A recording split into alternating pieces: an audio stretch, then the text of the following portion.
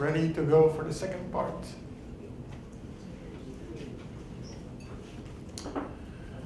Okay, so first part was a little bit some basics, and now in the second part we're going to see how we can use these graph filters or some extensions of those in optimization and machine learning. Why also optimization? Because, okay, I think it's also a nice application that is maybe not studied that much, and we know also in machine learning, of course, optimization is used quite often in the backpropagation step and so on. But for applying these graph filters to kind of distributed optimization, we need to look at some extensions, first of all, to get a better performance, and we will look at some node varying and edge varying graph filters. Because so far we look at graph filters that were shift invariant, right? So it's like an extension of the linear time invariant systems to graphs. But what about extensions of time varying filters, right? So how can that also be extended to graphs? And actually these node varying and edge varying graph filters are kind of extensions of time varying filters, you could say, over graphs.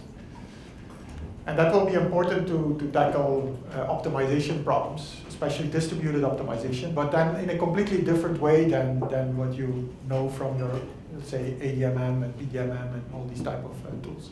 So it's kind of a different viewpoint. And then we see how we can also use graph filters to go from neural networks to kind of graph neural networks. Some talks yesterday also alluded to that.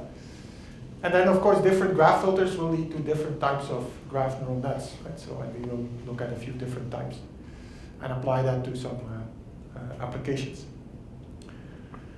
So what are extensions that we could consider? So think about this FIR graph filter again. So it was a polynomial in the graph shift operator, so it can be diagonalized by the graph Fourier transform, so that makes it shift invariant. And we have this kind of spectral interpretation then as a polynomial of the graph frequencies. And so we will focus on the kind of node varying and edge varying extensions. There's many other extensions. So we will focus on FIR filter to do these node varying and edge varying extensions. You can do it also for the ARMA part. There's also all kinds of nonlinear versions. There's weighted median graph filters. You can put an activation function, of course, at the output of the filter. Then we get closer to kind of a layer of a graph neural net, of course. Yesterday we also saw a presentation on these kind of neighborhood graph filters, right, where you have another interpretation of the shift operator. So there's many different versions. We will mainly focus here on these node varying and edge varying ones. And then later we will add activation functions and we build up towards a graph neural net.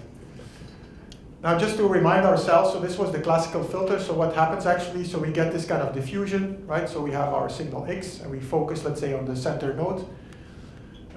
So what do? So we diffuse the data, 1 hop, 2 hops, and then this center node is going to combine this information that it gets from his 1 hop and 2 hop neighbors. It combines it using these weights phi 0, phi 1, phi 2 into its output, right? And these phis, these weights are completely node and edge independent, right? They're the same for all nodes and over the whole graph. So that's the operation that we do. So in every step, actually, the node I is going to talk to its neighbors. It asks for its latest result. So we start with superscript 0, the original signal, and then every time we ask for the latest signal with the highest superscript. And then that node combines the information using the related entries in the graph shift operator. Right? But important is that all these phis in the end are the same. Right? And we know it's an efficient distributed implementation. We talked about that. What's important also is to realize we now use the C for classical, or we could have used also SI for shift invariant. But important to see is that this expression is linear in these scalar filter coefficients, right? So that made the design very easy because then it becomes like a least squares design. So that will be important. Now we can extend this to so-called node varying graph filters. So what happens here is that actually the process is exactly the same as before. So node I is going to talk to its neighbors, it's going to collect the information, and then it's going to combine the information that it gets using, again, scalar weights, but now they will become node dependent. So every node is going to combine the information from these multiple hop neighborhoods using different filter weights, right? So that's why it's called node varying graph filter, because per node you have a different filter weight.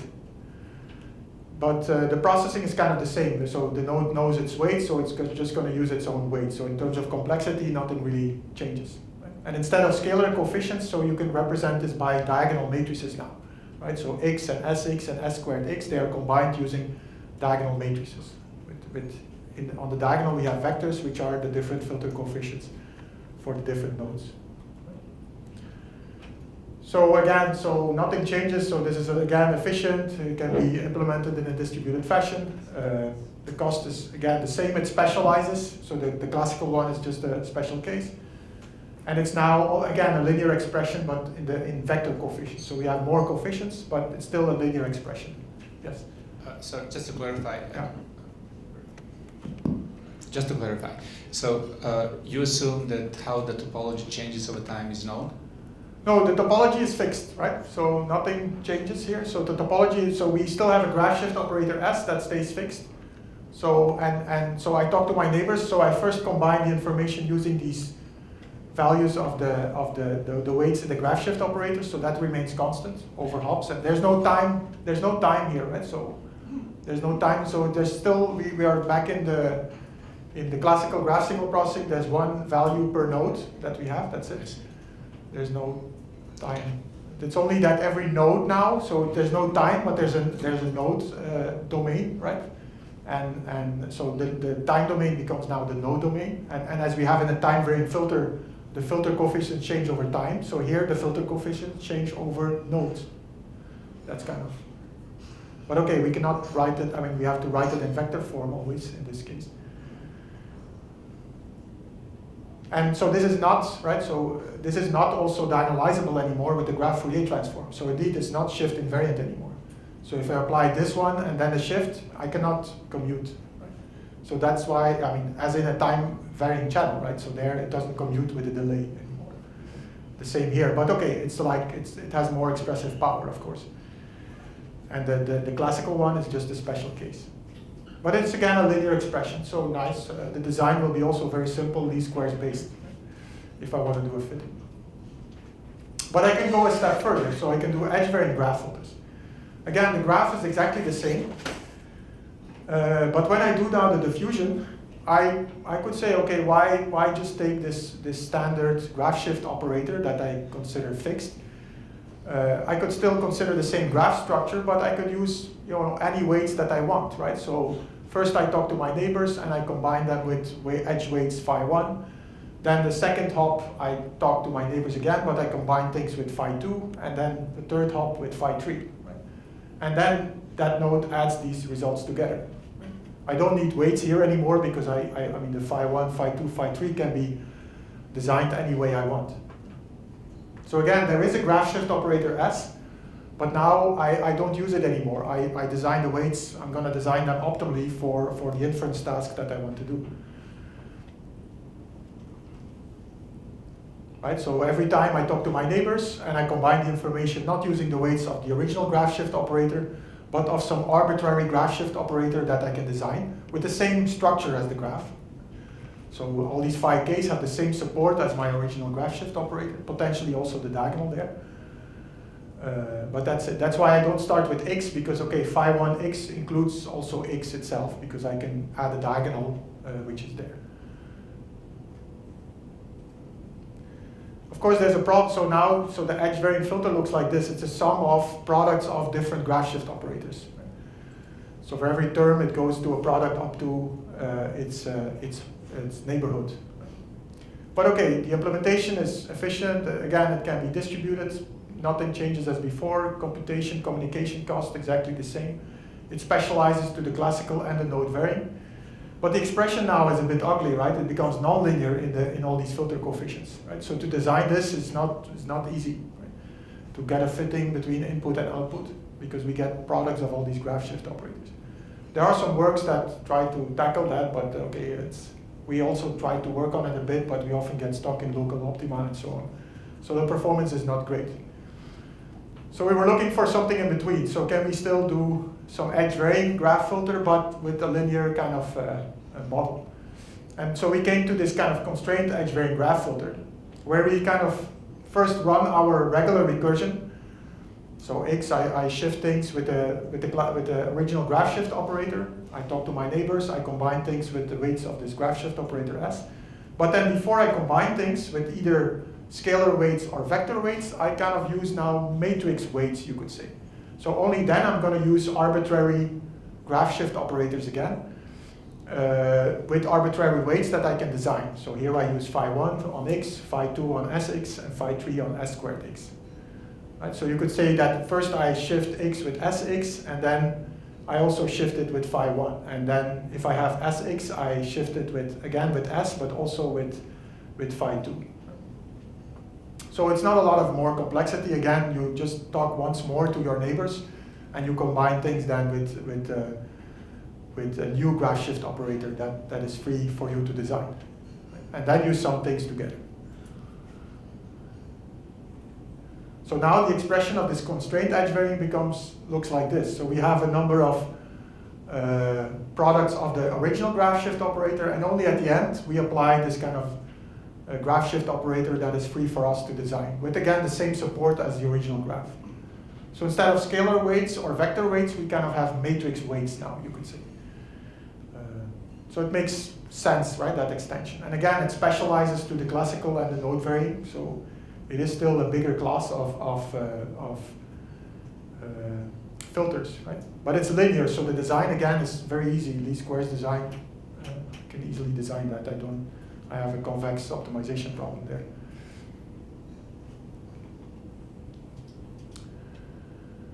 So the design, we cannot do that in the frequency domain anymore, because as I told you, this node varying and also this edge varying and constraint edge varying, they have no frequency representation anymore. They're all kinds of extensions, you could say, of time varying filters, but to the graph domain.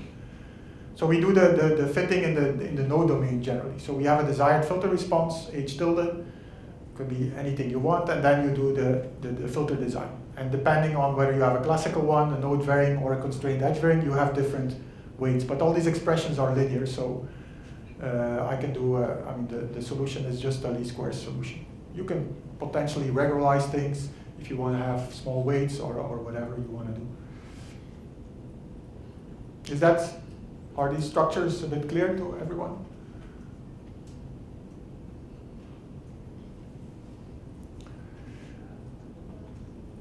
And of course you can, instead of having a fitting to a filter response, you can of course do a data-driven design, right? Which of course now in the machine learning context makes more sense. So you have input-output relationships, and you try to just find the filter coefficients, which are scalar, vectors, or matrices.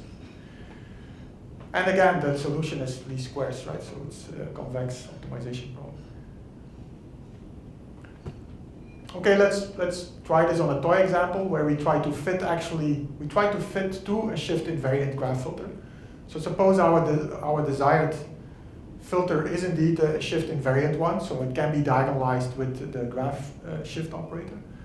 So just to show that even then these new structures have an advantage. So this is a kind of a random community graph, 256 nodes, and we consider as a shift operator the normalized Laplacian, and we consider two types of frequency responses, like an exponential kernel, which is kind of typically used in this community graph, and then also an ideal low pass. And then you see the performance for different filter orders, what is the fitting to this desired response. And you see that the classical one, although the classical one is the shift invariant one, actually it has the worst fit, right? So the node varying and the edge varying, because they have more discriminant expressive power, they can do a better fit for short filter orders. So I can actually design, or implement a shift invariant graph filter much more efficiently using actually a non-shift invariant implementation of a graph filter. Of course, everything needs to be synchronized, right, in all these structures that I talked. So you have to do everything in a synchronous mode. So you talk to your neighbors, and these weights should all be known to the nodes of the graph.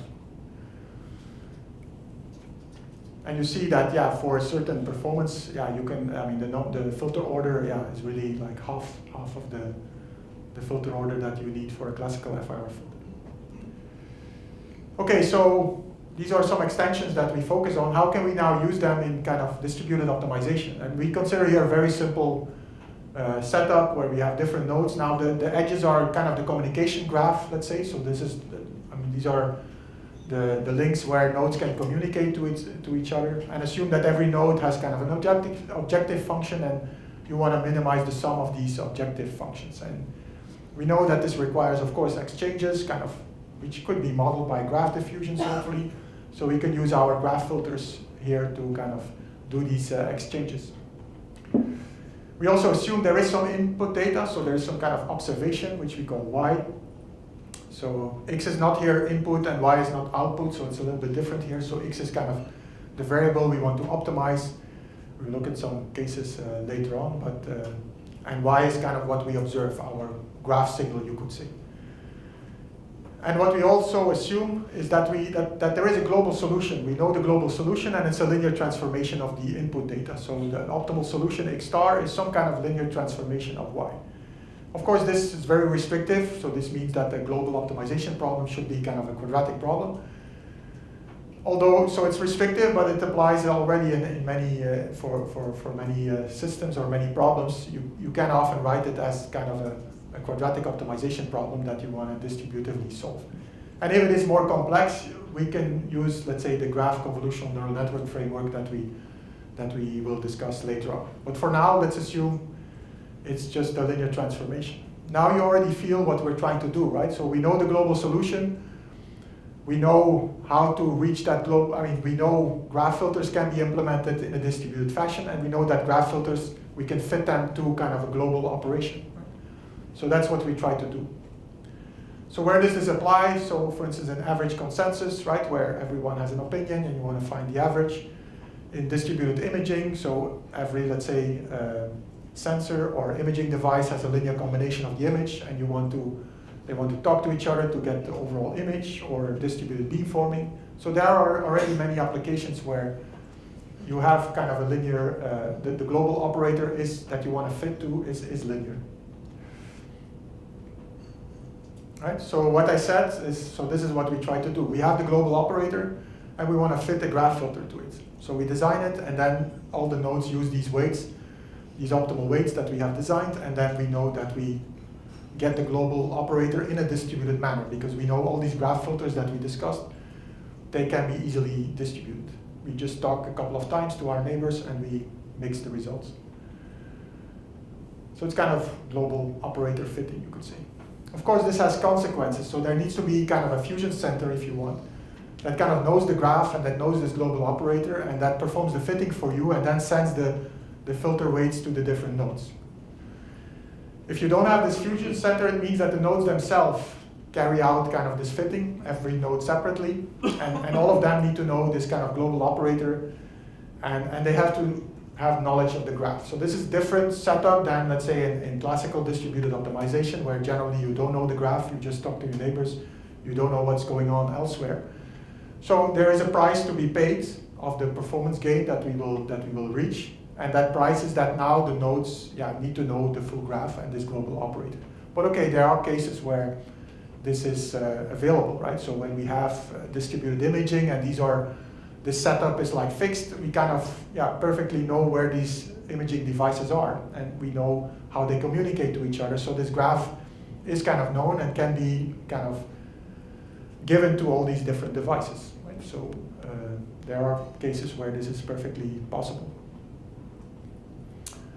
So let's take a look at how this would work in let's say, average consensus. So then the optimization problem looks like this. So you have different values at the different nodes, y of n, and you want to find the average, x. So it can be written like this, quadratic optimization problem, and you want to distribute this. So every node just has to talk to its neighbors, and you want to reach then consensus. So there's distributed solutions, diffusion, gossip, you name it. So that's a well-studied problem. The global solution is just kind of the average, right? So, and you want every node to have this average, so then the x star vector becomes an all one vector times that global solution.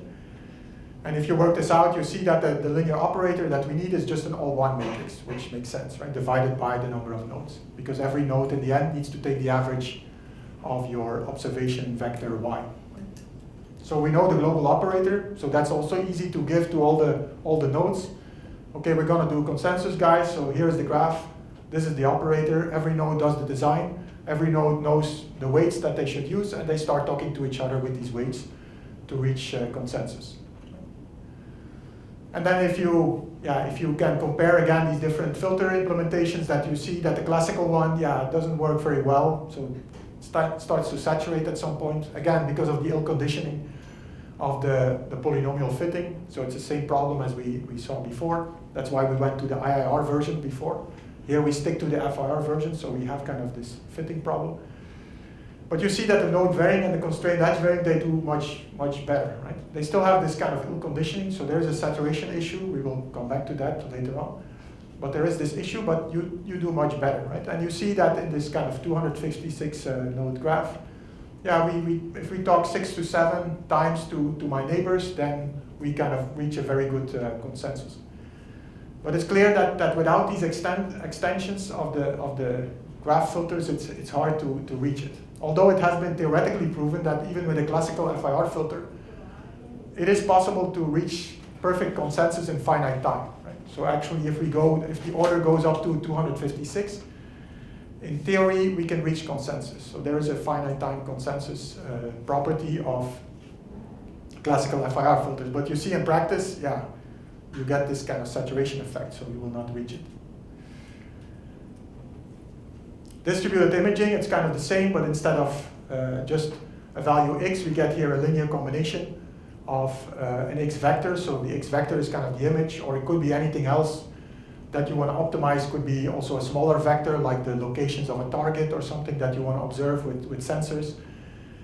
And you assume here that the observations are linear combinations of your unknown, right? And every sensor has different linear observations given by these GN vectors.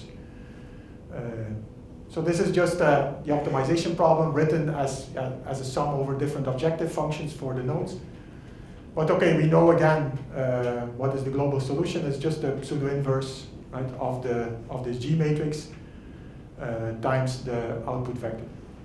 And to solve this distributed, there are many solutions, right? We know the ADMM, PDMM, the diffusion, adapt and combine and adapt. There's many, hundreds of works on this.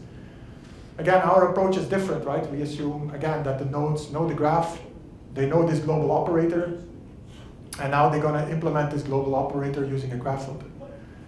Here, actually, you want every node to know your x star, the full x star. That means actually that I need to implement many global operators, because for every entry of x star, I need a global operator. So that makes it a little bit tricky, maybe. So for the, let's say, the ith entry, I want the ith entry of G star to be present on all the nodes.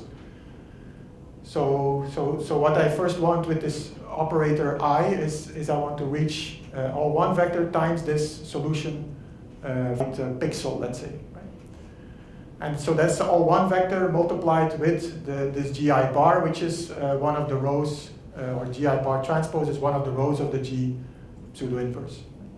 So the global operators are all rank 1 matrices, you could say in this case. Right? For every pixel or for every unknown in this X vector, we need to fit a global operator. Right? And then everybody reaches consensus on that value of xi star. So we need to have different operators here depending on the dimension of x. But if you run it, this is a 512 node graph, we see that we reach very fast convergence, but again, we get this kind of saturation effect, which I will come back to later on. So the classical, let's say, ADMM, I don't know what exactly has been used, but they all behave similarly because they don't use the knowledge of the graph. They talk to each other with certain weights, which are always the same in every iteration. Here we have the potential to change weights per iteration, per time that we talk to our neighbors, so that gives us this additional flexibility.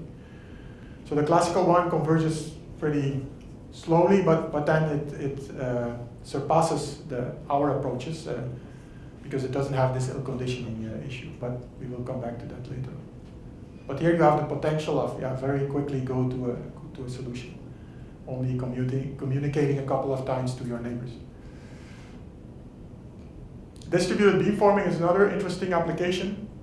So suppose all these nodes, right, they're distributed around and they observe a certain let's say, information from a target, and you want to combine this, right, steering a beam in a certain direction.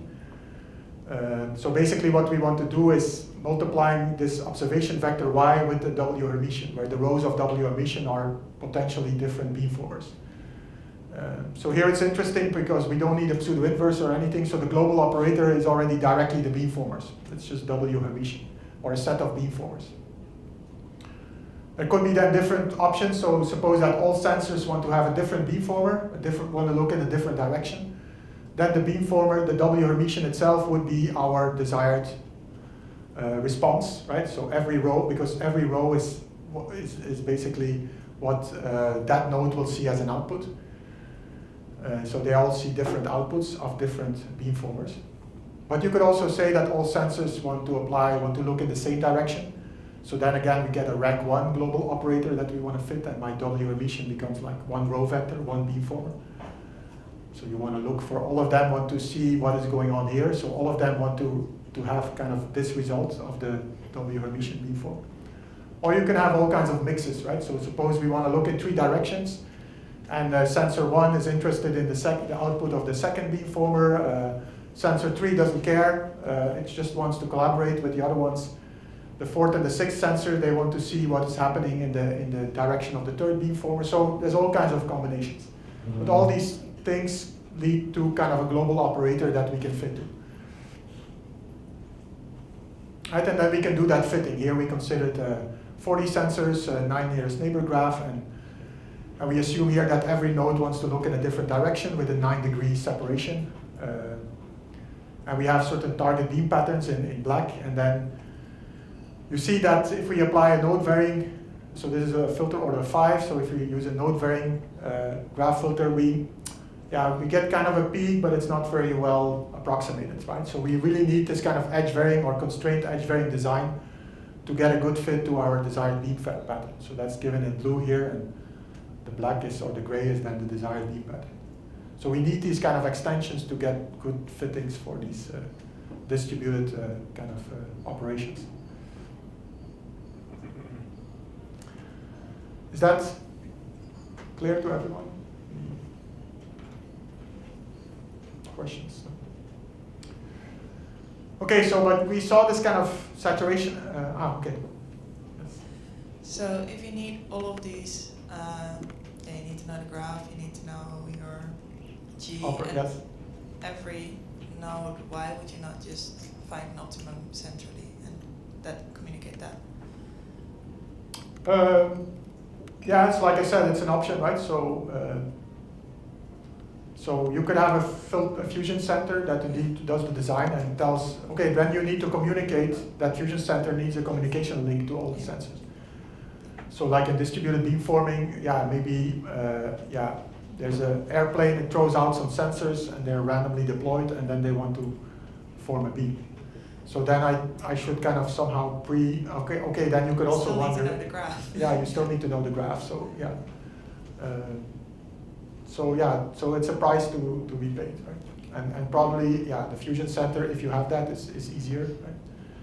Also communication, computational aspects, because otherwise every node needs to perform this kind of design, right? So. Okay, thank you. Yeah. But that's why we have this improvement in performance over classical optimization, distributed optimization. But we still have this issue of kind of the saturation effect, right? Because of the filter, when the filter order gets too large, we cannot get the same performance, or we cannot get below the classical optimization problems. And a solution to that is kind of looking at a cascade of shorter filters. Lubisa also talked about that yesterday, actually. So we write our our long filters as, let's say, a concatenation of shorter filters, and we design them kind of separately, right? So we always have short filter design, so that's well conditioned, so we don't have these issues, right? And they could be different styles of filters again, right? So we have kind of this implementation, and this brings us already a bit closer, right, to kind of a neural network, but we don't have the nonlinearity now, right? So you can see we have different layers, and they have like different filters, but there's no nonlinearity here. But that already helps us a lot in solving these problems. Of course, we had a linear operator, so we don't necessarily need nonlinearity here. although we see later on that you can include it even for the consensus problem, for instance. So it improves conditioning, you have reduced size optimization problems, but of course the whole problem becomes kind of non-convex now, right? Because here we have the product of these different shorter filters. So you need to find a way to kind of efficiently solve that. So my student has been working on that a lot. So we actually focus on the inner and outer filters and iteratively optimize that and gradually increase the order. So I'm not going to go into details, but you can use kind of sparse iterative least squares solvers to iteratively find a solution, a local optimum solution. Globally solving this is very complicated. Of course, if you do a data-driven, right, so with input and output, so you transform this fitting problem to kind of this kind of data-driven fitting problem. If you bring it in this form, you can use your favorite stochastic solvers, right? So then you can use ADAM or whatever to solve this, but without the nonlinearity. So then you can use standard approaches there. Okay, let's apply this again to consensus to see if we can get rid of this kind of ill conditioning effect. For these solvers with iterative least squares, you can use direct solvers as long as the graphs are small, but if they're really huge, then we resort to kind of these iterative solvers like LSMR or LSQR, which can even be implemented with a non-explicit system matrix, and you can use also preconditioning and so on to make it better. So there's all kinds of tricks to more efficiently solve these least squares problems. And then you can see that we can get to machine precision with few communication rounds. So this is a 100-node graph. So this is a small graph, so we use a direct solver here. This is the model error, so between the all-one, so how close do we approach the all-one matrix? And here we look at an output error of the consensus problem. Because then we can also compare it to PDMM. So here, okay, this is primal dual method of multiplier, so it's kind of a different version of ADMM. ADMM would be somewhere similarly. And you see that, yeah, okay, it just, it converges, but very slowly. If you see our method, yeah, we reach machine precision at 20 communication rounds, or much less even. But we need kind of the constraint edge varying, and we need this cascaded version. Right? If you look at the single constraint edge varying is here, so this one's saturated now by looking at the cascade. We go from the orange dashed to the orange full line. So we get this kind of improvement, and we get rid of this ill conditioning effect. Also, the node varying doesn't do too bad, right? So we go from the single one to the cascaded version. Actually, the constraint one doesn't really matter. The single and cascade, it's maybe an interesting property, but if you look at the cascade of the classical filters, you can write it as a single higher order filter in the same shape. So that's why their performance is not much different. This is then a bigger graph, 500 nodes. So there we were using LSMR, so not a direct least square solver, and we did some preconditioning. Also there we do much better than, let's say, traditional optimization methods. Again, because we use knowledge of the graph there. Okay, the operator is simple, it's all one matrix. But so all nodes have the knowledge of the graph, and the whole thing is synchronized, of course. But just to show you that there's a potential also for these type of applications to use them.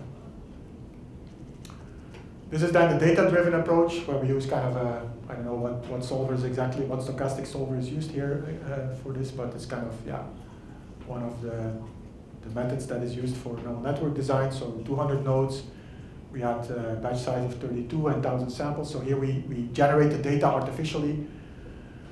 So we have some random data, and we look at the consensus results, and these are our input-output data without noise. And we just, again, do the training, and again, we get a good error after, compared to other methods. Okay, is this clear? Any questions on this part? So it's kind of, okay, you have an optimization problem, you know the operator is linear, and you try to fit a graph filter to it, or one of these extended graph filters to it to solve it in a distributed manner. Either the original one, or the single one, or a cascaded version. and you can do it model-driven if you have the desired response, or data-driven if you have data available. But like I said, sometimes the optimization problem, doesn't give you a linear solution, so then we have to think about other ways to kind of solve it. And that's where kind of neural networks then come into picture. But a bit more general, let's take a look at what is this, what we try to do, or what we consider here as machine learning. So we try to find now a model to estimate the output y from the input x. So we take a kind of a step back. So forget about the graph for a second, and then we will see how this kind of fits into this framework. So we try to find this model, but we don't have, let's say, the probability distribution, so we only have some training data available.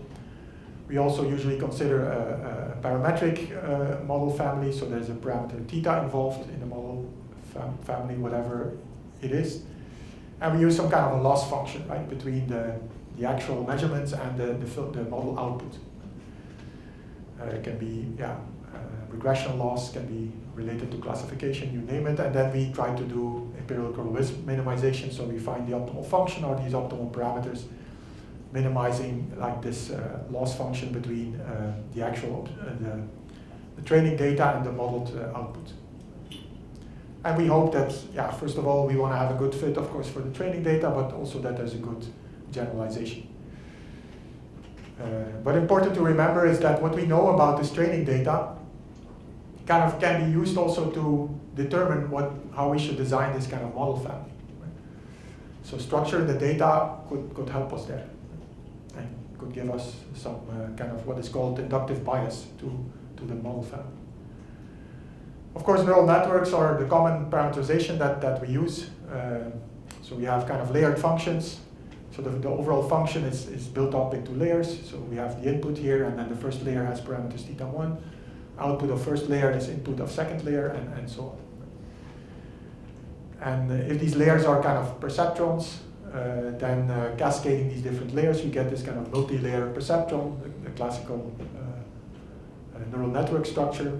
So the function that we use in every layer is just a linear combination of the input plus a potential bias, and then we do a pointwise nonlinearity, right? So, and we repeat that, and we have an input features, output features. That's the output of the last layer. Right, and that's fine, but okay, if we have very high dimensional data, we need to kind of exploit the structure of the data potentially to kind of help us design this model family in a better way, and maybe with less parameters, because we have a lot of parameters here, right? So the W could be huge in the high dimensional cases. So can we somehow let the structure in the data give us some inductive bias in the model family? And in the Euclidean domain, we know there's structure, right? There's this notion of proximity. It's a very regular domain. As I told you before, there's some kind of, we can consider neighborhoods, right? Some pixels are closer to other pixels. So there's left, right, top, bottom. So there's a very well-defined structure in there. And that can somehow be captured by, that proximity notion can be captured by a filter, right? Which combines things in a certain neighborhood.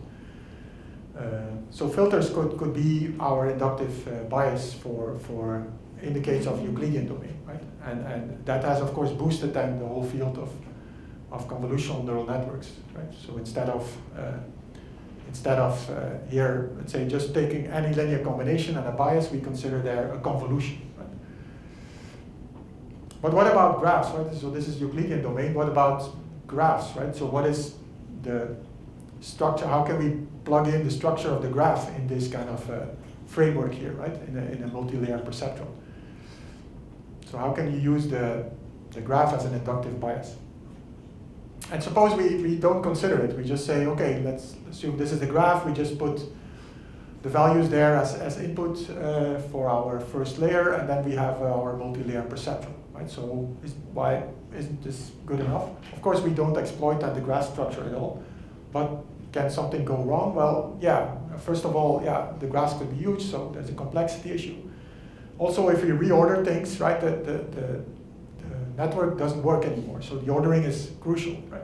So you have to somehow store the ordering in memory. So you have to really decide what is node 1, what is node 2, and so on. If you flip things, then of course you need to also flip your weights accordingly.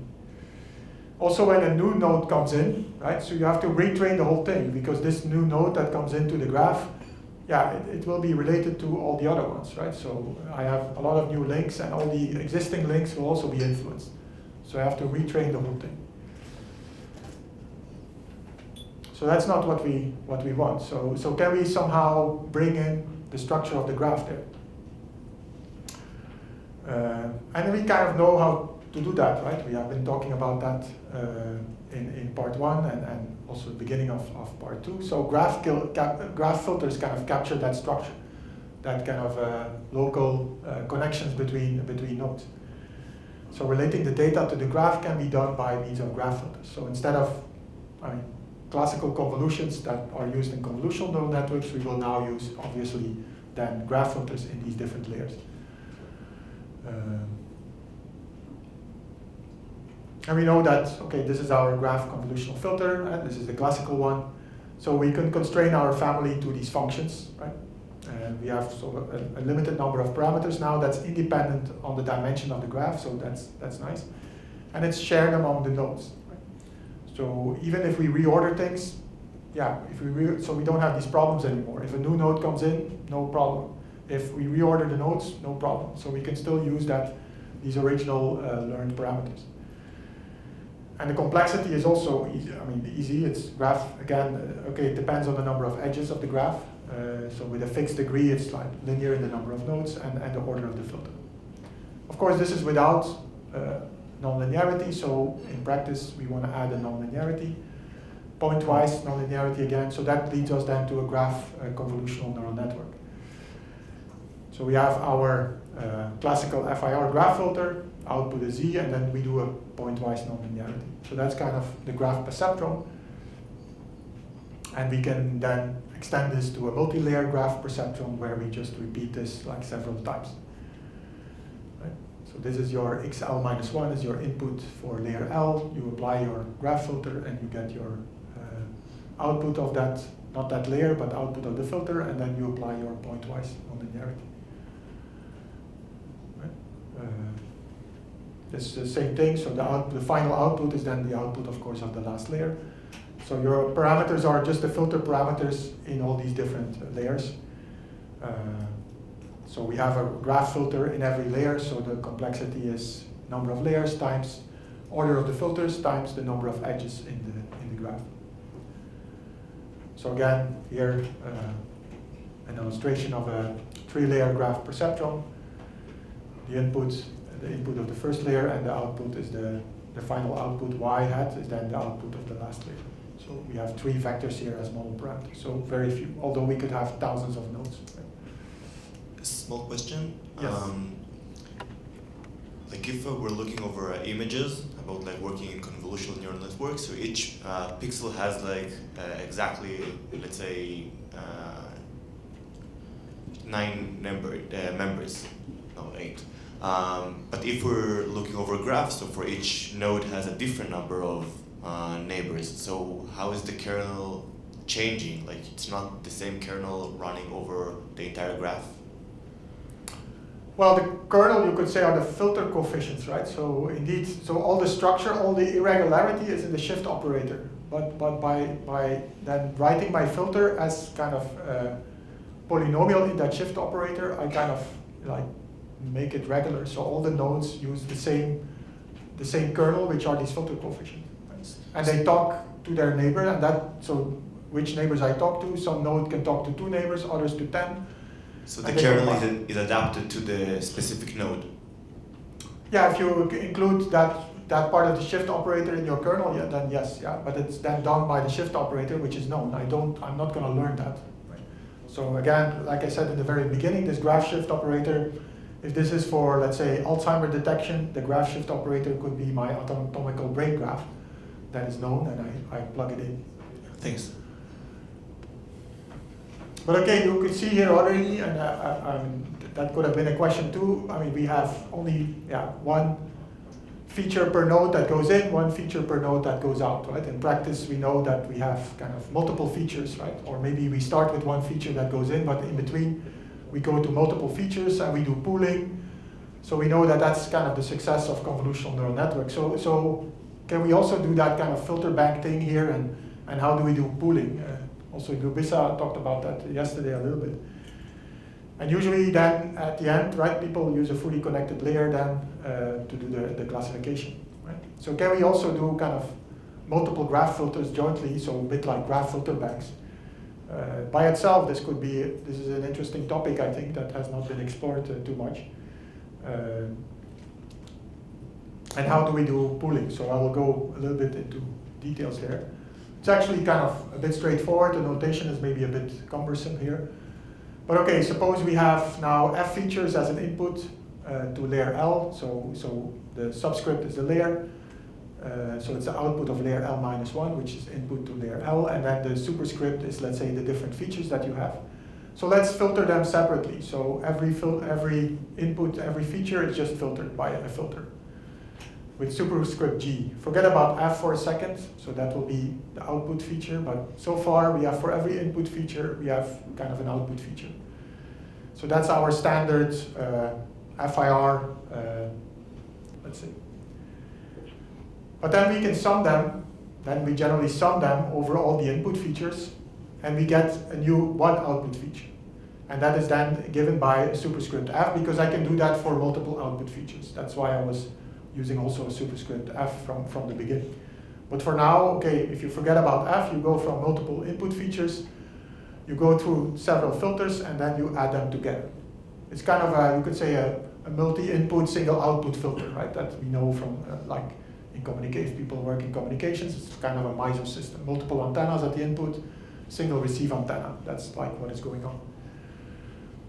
But then using, right, not using classical filters, but graph filters. And then we can do that, repeat these steps for multiple output features, right? So I have this for different output features. So then I get kind of a MIMO system, right? So this is kind of a MIMO graph filter system if you want. And then we use pointwise nonlinearities again, and we get several output features, right? So this part is kind of a MIMO graph filter. So actually this leads to a whole new research area. You can also do source separation there, channel identification if you want, or filter identification. You can look at MISO, SIMO, MIMO, how many inputs, how many outputs, all these blind identification tools that I was working on in my PhD thesis could be actually, copied in this field. And there are some groups actually looking at this a little bit. Like how can you blindly, because this kind of MIMO system allows you to blindly actually estimate both the input and the filter coefficients. And usually we know an FIR filter, I need an input and the output to estimate my filter coefficients. In a MIMO system, there are ways to, without the input and without the filter, just observing the output, you can actually estimate the input and the filter coefficients.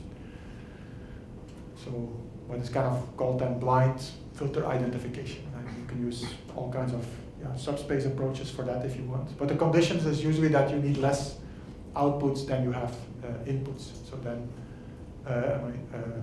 or the other way around. So you need more outputs than inputs. But okay, we're not talking about this here. So here it's just to go from multiple input features to multiple output features.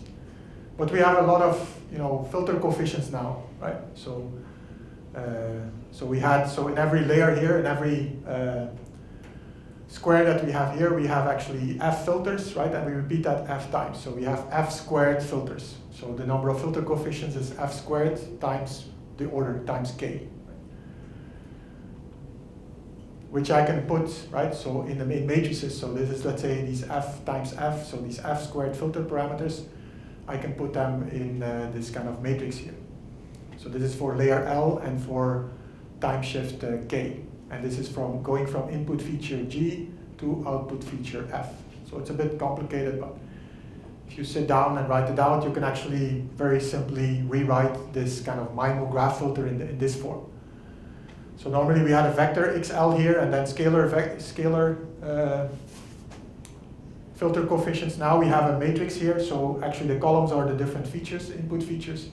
And then now here we can put our kind of MIMO filter coefficients, the F² coefficients for the K shift. So we have K of these matrices, so K times F² filters. I mean, it's just a simpler writing of this kind of MIMO graph filter. And of course, the rest is all the same. So then we can use pointwise nonlinearity on this output. And again, so we have now, like I said, L times, so we have F² K coefficients per layer, so L layers, and then the number of edges. So that's kind of the complexity to run all these filters. Right, so an example, the same illustration as before, but now using matrices instead of a single feature. And you can have multiple input features. You can have your output can also be multiple features potentially. There are also some nice distributed aspects now, because we know that, okay, these graph filters and even these MIMO graph filters, they can all be distributed. So I can, and the pointwise nonlinearity, that's of course also, every node does this separately, so that's also no problem. So the whole chain can be actually distributed. Before we had cascaded graph filters, right, which we could distribute. Here we have also kind of cascaded graph filters, but just with pointwise nonlinearities in between. So it's kind of the same structure as what we were using for distributed optimization, but then with nonlinearity. The only problem could be this last layer, right? Normally people then consider a fully connected layer, all information, all features going to then, you know, is this kind of a cat or a dog, right? Here, of course, if we want to keep it fully distributed, we can use a fully connected layer, but then per node. So that's what we do here. So we consider multiple output features per node, and then a fully connected layer per node, right? So then we keep things distributed. And this will then allow you to solve more complicated optimization problems. We haven't been working on that, but there's other people that were working on that. So suppose you have a more complicated optimization problem. You don't even know the global optimum, so it's not a linear expression. But okay, you can solve it using your favorite optimization tool, and then you kind of train this neural network with your input and your solution of your global optimization problem. So you do some kind of imitation learning based on the global solution, and then you have a distributed kind of optimization methods that you developed. So it's kind of the same reasoning that we had before. For linear operators, you can do that also for more complicated optimization problems and solve them in a distributed way using kind of a distributed graph convolutional neural network. Actually, this graph convolutional neural network that I discussed is very general, right? So I considered FIR graph filters, but you can plug in all kinds of other graph filters. The autoregressive moving average graph filters, I could also put them in the layers. So instead of graph filters here, I could put many other graph filters. Or even the edge varying ones or the node varying ones, right? And if you look in literature, actually all the convolutional nets, or many of them, can be, or can be classified under one of these graph filters. Of course, that's how we, as signal processing engineers, see these kind of structures. People in computer science will not directly relate this to kind of filter interpretations, but it's kind of another viewpoint of, let's say, maybe different graph convolutional network structures to interpret them through this kind of graph filter interpretation. Like, what are they using in between layers? Is it actually an FIR version, ARMA version? Is it edge varying? Not. So that's kind of useful. And for instance, if you look at this original graph, what they call then graph convolutional networks, so not neural networks, but GCNs.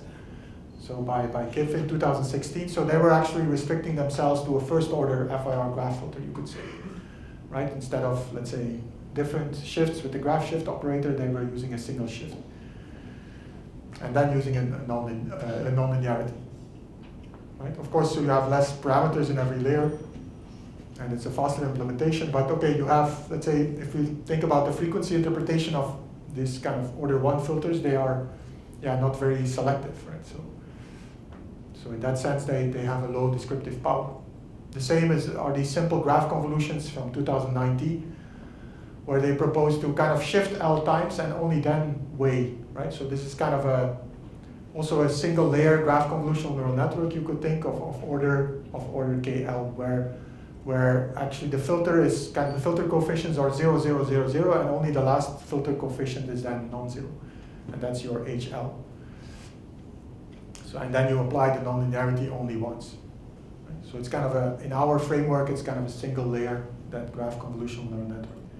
But again, the filter they use is then, kind of a polynomial, but only the last entry is non-zero. So again, it's kind of a weird polynomial. If you think spectrally, it might not be the best thing to do. Okay, what about graph pooling? So okay, we solved the problem of multiple features. We can handle that. We can view it as a distributed framework. The pooling is a bit more complicated now, right? So in a regular structure for speech and image processing, it's easy to do pooling to reduce the size.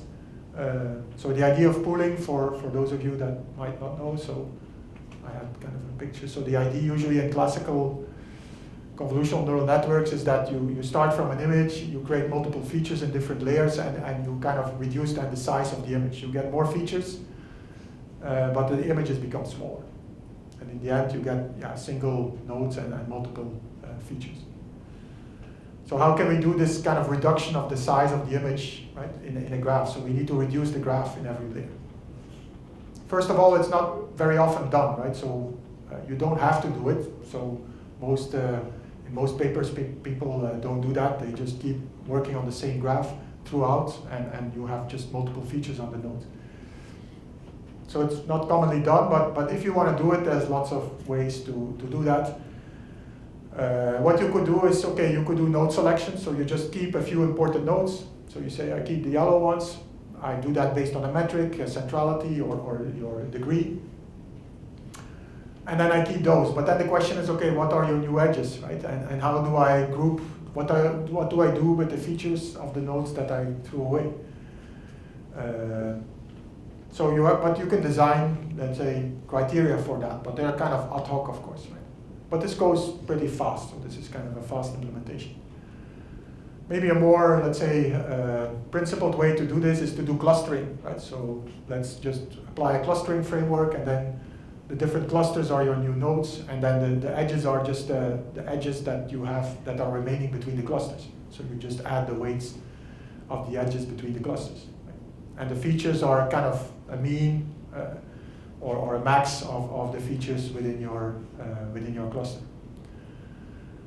So that's also useful, but okay, you have to do this clustering, you have to solve this clustering problem, right? And if you change your graph every time, you need to solve this clustering problem.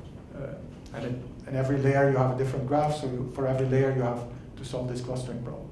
So it's not that implementation friendly.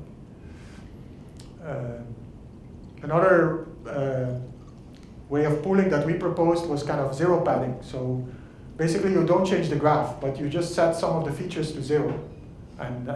So like in 1 and 3, you set them to 0. And then the 2, 4, and 5, so you might use those features to kind of enhance the other features. So there's again some kind of combining of the features, so feature summarization within a certain neighborhood. So now you can say, okay, but does that help anything? I mean, the graph stays the same. That's true, but the signal is now very sparse. So if I do convolutions on the sparse signal, it still helps me in reducing the complexity. So it still serves its purpose that it reduces the complexity without actually reducing the graph. So we don't have to care about how to cluster things. And again, the nodes we pick could be based on centrality or the degree and so on, like we did the node selection before. But now we do it just to keep the signal there. Okay, so like I said, so we had before just an FIR filter, but how we do the nodal aggregation will determine also your graph convolutional neural network, right? So instead of the classical FIR filter, you can do the ARMA graph filter. So actually people have been looking at that, so that's like what is then called the ARMA net. Instead of the ChebNet, where you use Chebyshev FIR filters, you have then the ARMA nets, right? And you can do, again, like these ARMA filters, you can have direct implementations, parallel, serial, so all these distributed implementations that we considered. There's also a proposal in 2018, KLENet. If you look at what happens in the layers there, it's actually an autoregressive moving average filter also of order 1. So it's actually also a kind of a form of an ARMA net, but a special case. But you could also plug in node varying and edge varying filters, of course, right? So my former student has done that together with a group at UPenn, leading to this EdgeNet, or all kinds of hybrid versions. So a hybrid GNN where you combine the EdgeNet with the classical FIR filters and so on. So let's take a look at this EdgeNet. So, but I mean, since we already discussed kind of the edge varying graph filter, we kind of it will be easy to understand.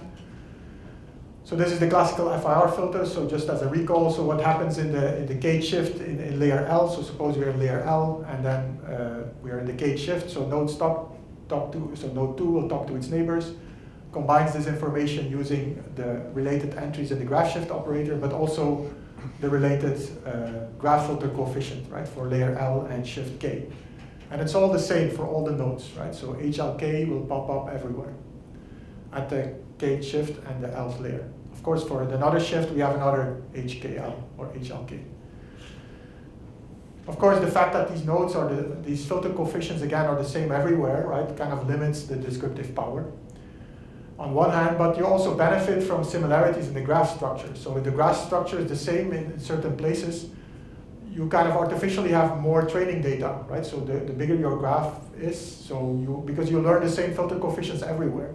So if you have similar structures, that helps you to train these filter coefficients in a better way. And we know that can be distributed, and its complexity is linear in the number of edges. But as we said in the edge varying case, so here we don't even consider the constraint edge varying, so that's the classical edge varying, so where we have, for the gate shift, we already applied k-1 graph shift operator with weights that we design ourselves.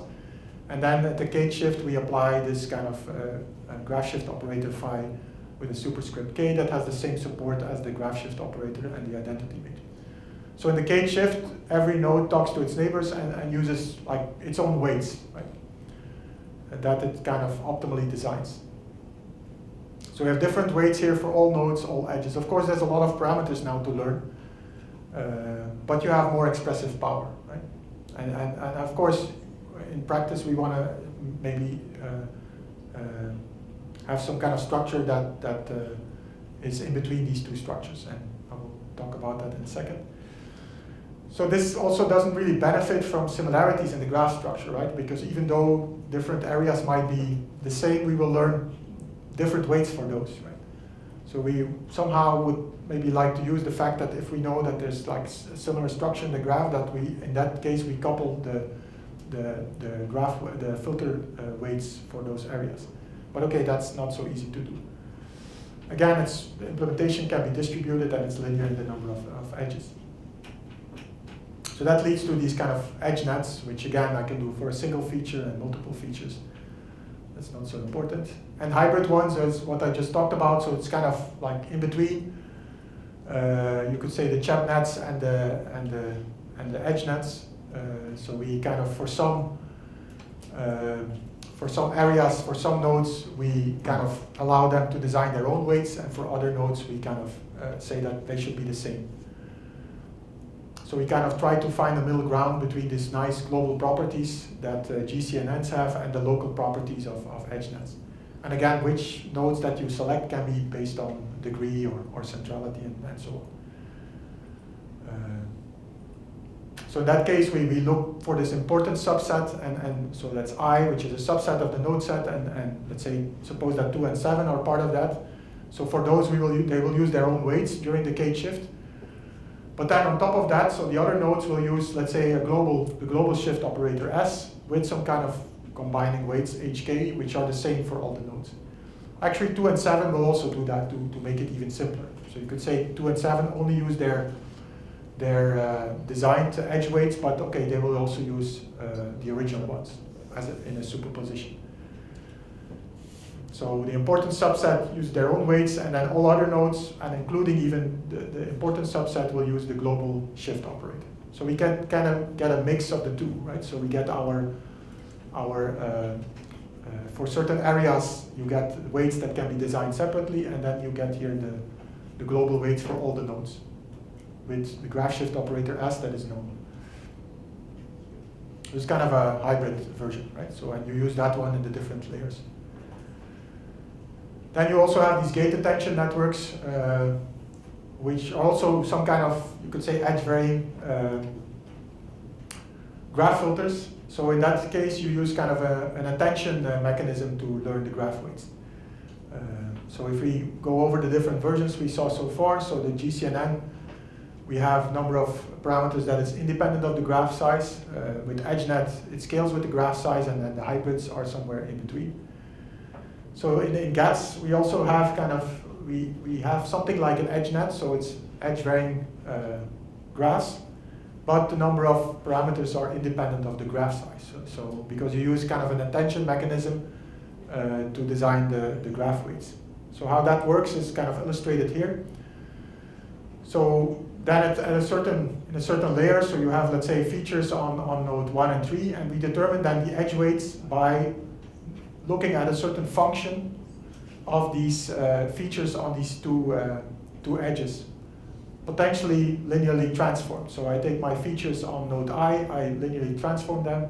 On AJ, I linearly transform them. And then I apply some kind of function, and that's my edge weight. So my edge weights are determined by the features.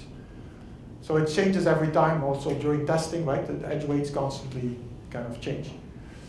And it could be, for example, just a kind of a linear operator, and then with some kind of nonlinearity. And it's the attention function that we kind of learn now. Not the edge weights themselves, but it's kind of this attention function. So this A vector and this H matrix is what we learn, right? It could depend on the layers and so on. So this EIJ tells you what is the importance of node J's features to node I, right? And it learns it based on the values of the features. So that allows you then to just have to design this A and this H, and it's independent of the size of the graph. So we still have, let's say, edge-varying weights in different layers even, but we have a design principle that has a limited number of parameters. And we only compute this, of course, based on the structure of the original graph, so we only look at neighbors. So we have this kind of node locality that we kind of preserve, and we do some kind of normalization usually also. So it's like an edge-varying, right? So if you then design a filter based on that, it's kind of an edge-varying graph filter that you have, but the edge weights, right? They have the same support again as the shift operator, but they are designed using this kind of attention mechanism and based on the features. And they might be, it's kind of a directed, right? They might not be symmetric matrices because this function here, this A vector might not be symmetric. So then you build a deep network. So usually they consider a first order filter, you could say, on this attention graph. So the shift operator is now your attention graph, right? And that's what you apply in layer L. And you could learn a different attention graph for different layers. So number of parameters is the size of H, right, and the size of A, right? So we have two F parameters in A and F squared in H. So independent of the graph size, it just depends on the feature size.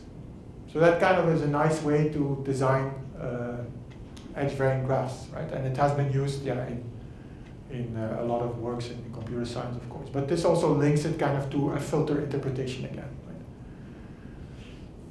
And people then also have considered banks of these gate attention networks where you consider multiple of them in parallel with different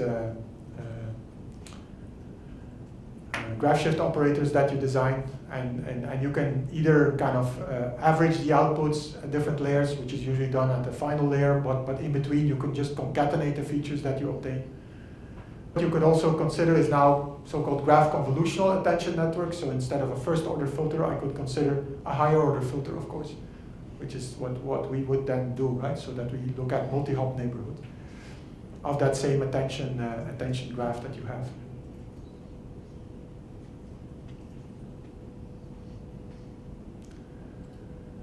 So let's take a look at some tasks. So let's apply this now to consensus, authorship, attribution, and recommender systems. So to close, so just some applications. There's of course many other applications. I talked about this kind of general optimization problem. So that can be used, for instance, in control. So suppose you want to do, let's say, swarming, and you want to have different AUVs that are not colliding, and they form some kind of a fixed constellation. Then you can solve, let's say, a centralized control problem. For that, you find a solution, and then your, let's say, graph convolutional neural network can be trained by this kind of solution of the global optimum. Because doing distributed control, I mean, finding solutions for this distributed control problem is not easy. And since the whole graph convolutional neural network can be distributed, you have by default then a distributed control solution. There's resource allocation, semi-supervised learning, graph classification, so lots of other applications. But let's take a look at, again, this kind of simple consensus problem. We saw that actually the global operator is linear, so we have tackled it before using just concatenations of graph filters without the nonlinearity. But okay, I can also try to see what happens when we add the nonlinearity there. Maybe we can solve it with less filters. So again, we have this community graph, 5 communities. We generate a graph signal. We consider here a single layer, so we go from the graph signal to 32 features. We do a graph filter with a certain order, and then we do the nonlinearity. And then, as I said, so per node, we do a fully connected network. And then we look at the mean square error at the output, and that's what we use as a loss to learn the whole thing. So then you see that compared to the FIR, right? So we have a much better performance for different filter orders. So again, this is related to the FIR that is kind of ill-conditioned. So using a GCNN with an FIR leads to better performances. Of course, if you really want to go lower, because okay, this is still 10 minus 3, so then you really need to go to these kind of extended filters, right? So this is still a GCNN with a regular FIR filter, not an edge-varying one. You also see that this is kind of more robust to changes of the graph. So suppose that we train on one graph this consensus problem, and then we apply the weights to another graph, where we kind of have a probability of edges that we remove. So it's kind of robust, at least compared to the FIR, that kind of is bad everywhere. Of course, we do a little bit worse, but we still have an okay performance if we want to transfer this from one graph to the other. That's also in these control problems. You see that is also interesting there. Of course, these swarms are always in a different connections, so there you also learn on particular graphs, and then you test it or you apply it on graphs that were not the same as the ones you used when you learned the whole network. So there's a whole issue of transferability, and there's also papers on how robust these networks are to changes in the graph shift operator. But I'm not going to go into details. This is not our work, but there's also applications to this authorship attribution, where you have a number of texts and you want to attribute a text to a certain author. And from this author, you know a so-called word adjacency network, which is kind of a network or a graph based on a number of words, around 200 words. These are, let's say, meaningless words, so they're like which, when, what, to, they, then, the, so. And the edges are based on how many times these words are used consecutively. So like the and they are used, you see this very sharp, very dark edge, so those are used consecutively a lot. Probably and the, right? So that combination is used a lot. So, and every author has kind of a different word adjacency network based on its style of writing. And now, okay, you have a text and you want to see, okay, does this belong to this author with this kind of word adjacency network or not? You could say, okay, let's build then the word adjacency network of that text and see whether it's the same, but the text is usually a bit too small to get a good estimate of the word adjacency network. So what is done is you view the text as kind of a signal on top of this graph, where the signal itself, so the value in every word is the word frequency count. So you look at the text, how many times is the word "the" used, and that will be the signal on that graph. And then the output will be, okay, is it from that author or not? And you train the whole thing based on that. So there's a, let's say, I think 90%, I mean, there's a certain, so there were 1,000 texts from the author of interest, and then 1,000 texts from others, and use a certain part for training, and then a certain part for testing. And then this is done for several authors. So this was apparently an easy example where I guess it was easy to distinguish between the authorship. And there you see, so I think, so this is for one layer, different filter orders and features were used. There you see that the EdgeNet is actually, yeah, because it has a lot of coefficients, so it was not so performing so well, although sometimes, right, with the variance, you see that there are cases where EdgeNet was doing better. But this shows that for this easy example, yeah, maybe, okay, too many, I mean, EdgeNet is kind of over parameterizing things, and then the classical GCNN is doing better. But there are more complicated cases, like from these authors, Austin, Bronte, and Poe, where you see that, okay, the classification accuracy sometimes was best for the edge varying, like for Poe, and sometimes it was best with the ArmaNet. With the hybrid was best for Austin, so there you see that it depends a bit on the author, but it's not always true that the GCNN there is the best. And for the hybrid one, there were 10% of the nodes that we allowed. It was based on degree, I think, that where the authors allowed to have a varying edge weight. So it doesn't always mean that, I mean, you should not always use an FIR filter in these layers. You can try other filters as well, and for your application it might sometimes help. And also an application on the recommender systems. So there also you can actually use graph signal processing. Sometimes they call this their collaborative filtering. So think about this movie lens data set. So you have a number of items, let's say movies or whatever, right? And yeah, okay, movie lens, these are movies, and you have a number of users, and there's different ratings. Then you can build a graph, right? So either you can build a user graph, so which users are, you know, doing similar ratings. So you can do that based on available ratings. You can build such a graph. You can also build an item graph. So that's kind of how similar certain items are, which movies are same style, because they were similarly rated by certain users. So the entries that you know, you can use them to build these kind of graphs. And then we can try to do kind of matrix completion, you could say, based on these graphs using graph convolutional neural networks. For instance, consider the item similarity graph. So we built using available ratings from 200 most rated items. We built kind of, based on these ratings, we built kind of a similarity graph between the different items. So items that are well connected, they are probably very similar movies, action movies. And then we consider for every user, right, we consider the signal, their ratings as a signal on top of this graph. For some items this is known, for other items this is not known. And then we do kind of semi-supervised learning. We try to do interpolation of these graph signals, right, on this graph using a graph convolutional neural network. And so you can kind of then see what would be the ratings for that user for the items he didn't see yet, and then based on these on these predicted ratings, you can then recommend these movies. Architecture that was considered here was also just simple one layer, so we didn't do pooling or anything here, and 32 features. And then again, a fully connected layer from every node to the rating. So it's kind of the structure. So you enter the ratings of a certain user. It has many zeros, the ratings that are unknown, and what comes out is then for every item, you use a fully connected layer with all the features that you have. So the 32 features. How much was it? Yeah, 32 features. You go to the 5 outputs of the rating. So 1, 2, 3, 4, or 5, and you see what he would rate it. And this is kind of I think we used the mean square error loss here that was used for the training. So this is also the mean square error that you see here. So if it's 1, it means, if it's higher than 1, it means that you go from rating 3 to rating 4, or from rating 3 to rating 2.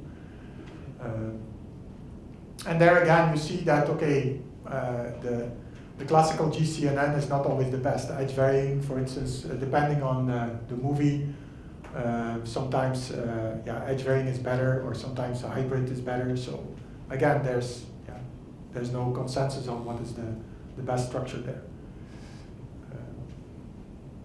But you see that the hybrid edge varying kind of performs very well.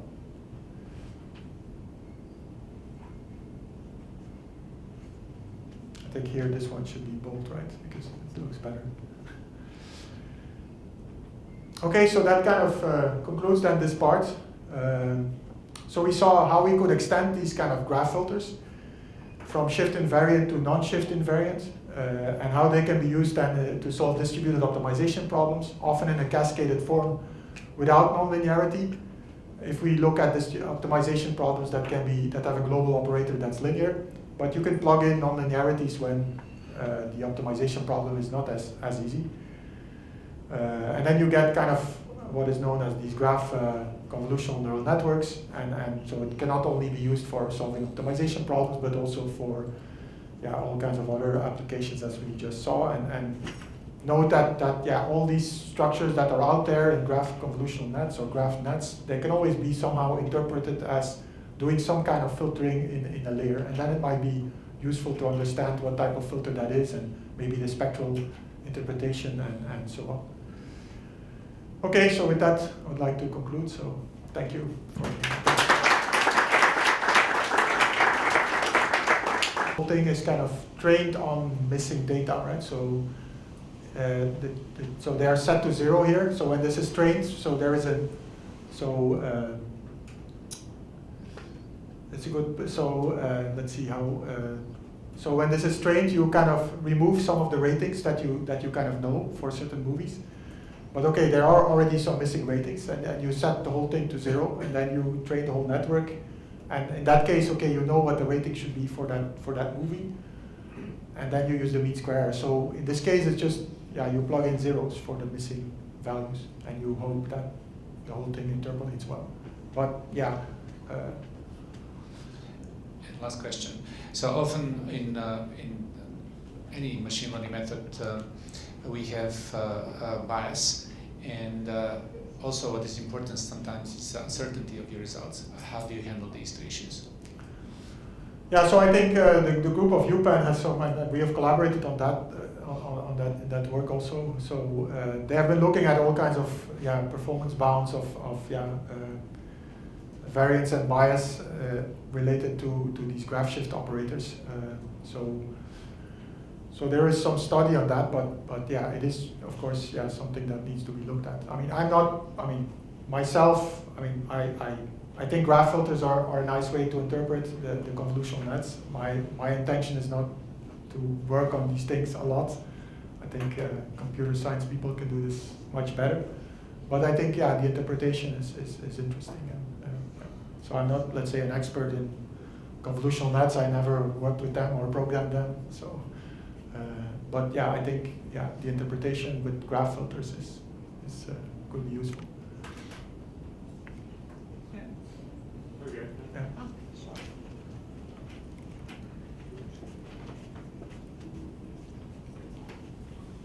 Hi, Geert. So thank you so much for the wonderful talk again. Just a couple of questions, kind of more or less comparing the graph approaches with standard approach. So we know that anything is a graph, even the standard time domain can be presented as a path graph or circular graph and such like. In images you can build a graph connecting pixels and so on. So the question is, I've tried to do it myself but never finished. So have you compared the performance of, say, graph neural net and standard neural net on some, say, image classification task, and would there be any difference in complexity, convergence, performance? Yeah, if your graph is then, let's say, if you use let's say a 2D Fourier transform, and your graph is, let's say, a rectangular graph, then the result should be the same, right? Because these of course, the graph convolution is not necessarily directive, so you have to adapt it to directivity. But in principle, then it would be the same. But if you design your graph as the way that Lubisa did it yesterday, where you do is already some kind of segmentation, and you cut the edges where you have, let's say, already, let's say, borders between two objects, and you want to do denoising, for instance, then the graph, working with the graph convolutional net would be better than the standard one, where you would definitely get some blurring. Antonio Ortega has been working on this a lot, so and many others. Myself, I don't know, but I've seen papers where at least this comparison shows that. So thanks. That's my view too, because the graphs